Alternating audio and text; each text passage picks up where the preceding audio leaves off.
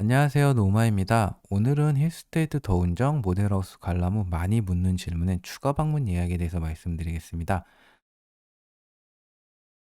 첫 번째로는 25평인데 너무 작은 것 같아요라고 말씀하시는 분들 많으세요. 기본적으로 오피스텔이랑 아파트는 서비스 면적 유무가 있기 때문에요.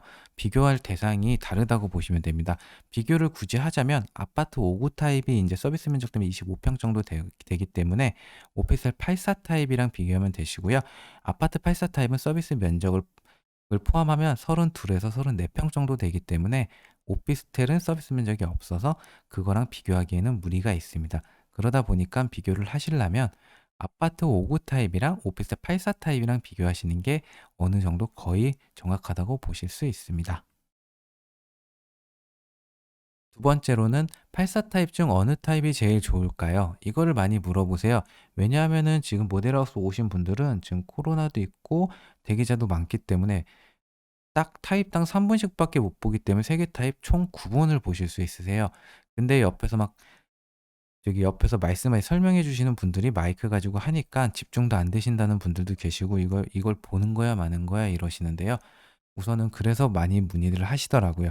우선 제 개인적인 생각이기 때문에 정답은 없고 취향에 따라 하시면 되시는데요. 그냥 참고만 하시라고 말씀드리겠습니다. 저 같은 경우는 타워형이 여기서는 제일 좋다고 생각해 가지고요. A, B, C, D 이렇게 순서대로 그냥 순위를 매겨 가지고 이렇게 말씀을 드리고 있고요. 타워형 같은 경우는 시각적으로도 넓어 보이기 때문에 구조상 나쁘지는 않고요. 추가적으로 말씀드리면 맨 앞에 배치되어 있기 때문에요. 뷰가 제일 잘 나옵니다 사실상 기본적으로. 어디 단지든 동이든. 그러기 때문에 제일 먼저로 했고요. 그다음에 두 번째로는 B타입인데요. B타입 같은 경우도 판상형이고 맨 앞에 동, 2단지 맨 앞에 동으로 따지면 제일 좋아요. 거기가 솔직히 A타입 타워형보다 더 좋다는 분들도 계시고요. 근데 여기는 단점으로는요. 4베이라서 좋긴 하지만은 저는 이게 25평에 4베이로 뽑기 때문에 좀 작게 느껴진다고 말씀을 드리고 싶어요 타워형보다. 그러기 때문에 느껴지는 건 작은데 평소는 똑같아요. 그래도 작게 느껴지고 너무 조금 아기자기하다. 그래 가지고 조금 저는 선호를 안 하는 편이고요. 그리고 마통풍이 되지 않습니다, B타입은요. 그리고 C, D타입도 판상형이긴 하지만 아까 말씀드렸듯이 그런 것도 있는데요. 근데 마통풍이 돼서 장점이긴 하지만 맨 뒤에 이제 배치되어 있기 때문에 양쪽의 뷰가 한정적이라고 말씀을 드리고 싶습니다. 그래서 저는 A, B, C, D 타입 순서대로 이렇게 좋다고 지금 말씀을 드립니다. 펜트하우스는 어떤가요? 펜트하우스도 많이 물어보시는데요. 가격이 나오고 나서 30억이었잖아요, 제일 비싼 게. 그러다 보니까는 문의가 뚝 떨어졌는데 그래도 간혹 문의는 오세요. 오셨던 분들이 물어보시고 모델하우스에 없으니까. 이거 같은 경우는 기본적으로 저는 펜트하우스를 선호하지는 않습니다. 우선 첫 번째로 바닥난방이 안 되기 때문에 저는 그렇게 선호하지는 않고요. 주거용이라고 해서 제가 살기 위해서는 바닥난방은 필수라고 생각하기 때문에 제 개인적인 생각이라서 그렇게 이제 얘기를 말씀을 드리고 있고요. 그리고 두 번째로는 이게 이제 펜트하우스는 뭐 복층이란 말도 있었지만 결국은 탑층의 하나예요.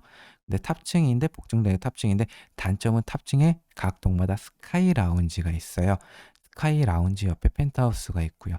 그러다 보니까는 저는 펜 스카이 라운지는 공용 시설이기 때문에 이 단지의 입주민 거주자분들이 동해에 많이들 오실 거라고 생각을 해요. 뷰도 좋고.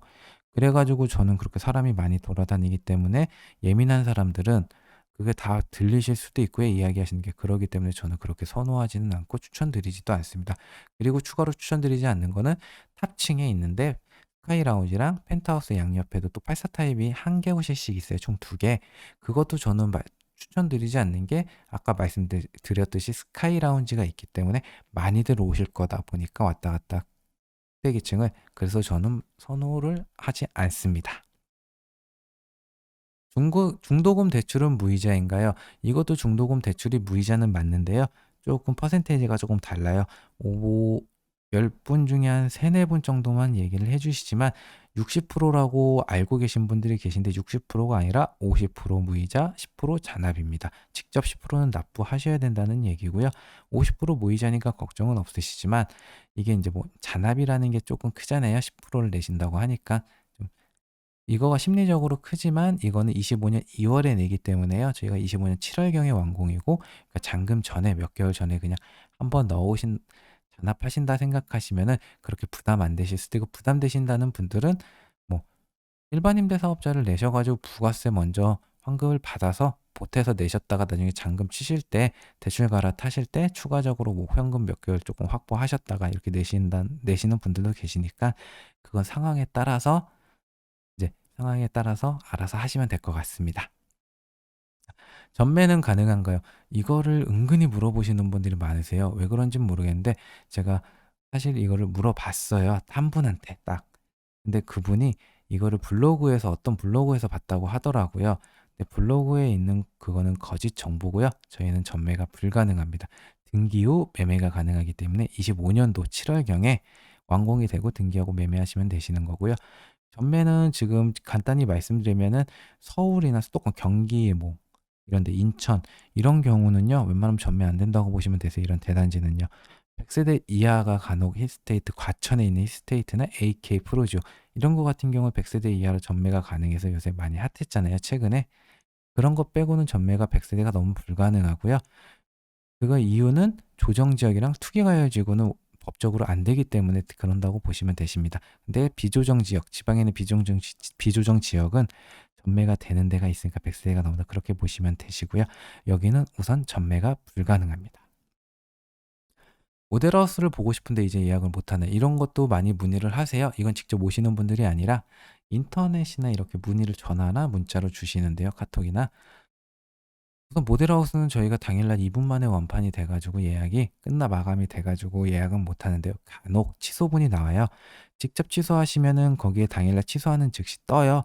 그러면은 뭐 취소할 때 접속을 하셨다, 예약하려고 확인하려고 그러면은 맞아 가지고 예약 가능이 뜨기 때문에 빠르게 그렇게 하시는 분들도 계신데, 그런 경우는 거의 희박하고요.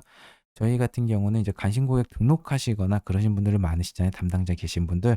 저 같은 경우로 예를 들어지면은 저희 고객님이 이걸 취소를 하셨어요. 그러면은 그분이 못 오신다고 하면 제가 직접 취소해 드린다고 하고요. 어차피 핸드폰 번호랑 성함만 있으면 되니까. 그런 걸로 해서 저희 고객님한테 전화해서 하신다 그러면은 제가 취소하고 예약하는 방식으로 하는 것도 있고요. 뭐 취소분이 꽤 나오는 경우도 있어요. 간혹 뭐 여러 개 하셨다가 하나만 보고 한 번에 취소하시는 분들, 그런 경우도 뭐 같은 계신 분들, 담당자랑 친하신 담당자가 계시면 그 옆에 계신 분들이 뭐 "누구 할 사람이 못 온대요." 그러면은 서로 공유해 가지고 그렇게 하는 경우도 있으니까, 단신고객 등록하셔서 담당자 계신 분들은 담당자한테 한번 문의해 보시고요. 담당자가 안 계신다, 등록을 안 하셔서, 그럼 뭐 저한테 연락을 주시거나 딴 분들한테 연락을 하셔도 되고요.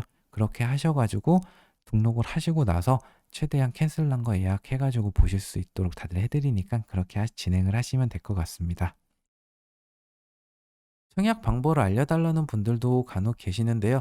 이거 같은 경우는 오피스텔 청약이 생소하신 분들이 좀 있으시더라고요. 아파트만 하신 분들. 요새는 아파트가 이제 투자가 힘드니까 오피스텔로 번져 가지고 이렇게 왔는데요. 이거 같은 경우 간단히 설명드리면 저희는 1 단지, 2 단지가 있고요. 두 개 다 1 군, 2 군씩 있어요. 1 군은 84 타입 300만 원짜리 청약금이고요. 2 군은 펜트하우스로 해 가지고 1,000만 원 청약금이에요. 근데 인제 펜트하우스는 전 추천 안 드린다고 했으니까 2 군은 무시하고 1 군에 넣으시라고 말씀을 드리고요. 1군 300만 원, 2군 300만 원 이렇게 두 개, 총 두 개 넣을 수 있으세요. 그러니까 단지마다 한 개씩.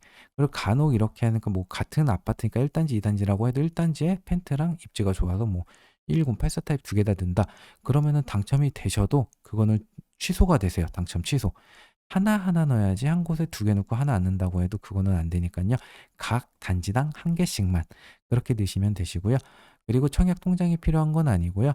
그냥 명의로 된 통장이 있으시잖아요. 거기에 600만 원만 있으시면요, 청약금 들어가셔서 인증서로 로그인하시고 그냥 청약을 하시면 되십니다.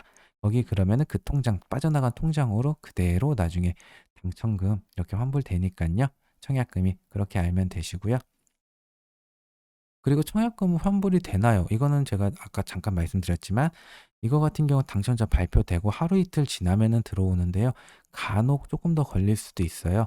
그건 왜냐면 대단지거나 조금 사람이 몰려 가지고 많아서. 그런 경우도 있으니까 그냥 넉넉 잡고 일 주일 생각하시고요. 그렇게 생각하시고 있으면 되시고요. 웬만하면은 하루 당첨자 발표하고 나서 하루나 이틀 지나면 나오니까 한 번씩 확인해 보시는 걸 그렇게 추천드리고 있습니다. 그리고 여기까지 오늘 정한 거는 마지막이고요. 말씀드릴 거는요. 다음에 이제 저희가 이제 청약이 12월 1 일인데 그건 당첨자 발표 나고 정기약 지나면은 저희가 이제 한마디 뭐 똘똘한 한 채라고 해 가지고 일명 초칙이랑 선착순이 있어요. 그거 같은 경우 이제 하시는 방법을 모르시는 분들도 계시고 하니까 제가 다음에는 이제 하는 방식 이런 거를 간단히 한번 설명드리겠습니다. 감사합니다.